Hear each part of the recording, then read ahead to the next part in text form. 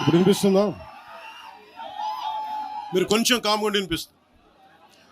ఈరోజు కొత్తగా వచ్చిన ప్రేమ కాదు అది. తెలంగాణ ప్రత్యేక రాష్ట్రం కావాలి అన్న ఆలోచన రాకముందే తెలంగాణ సంస్కృతికి, తెలంగాణ సాంప్రదాయాలకి, తెలంగాణ పోరాట స్ఫూర్తికి ఉత్తేజం పొంది ఇన్స్పిరేషన్గా తీసుకొని అది సినిమాల్లో కావచ్చు, సంస్కృతి పరంగా కావచ్చు, ఇవన్నీ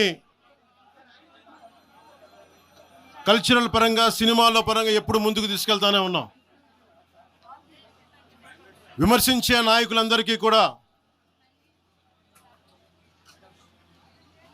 2007లో ఈరోజు విమర్శించే గొంతులు ఎవరు లేవు.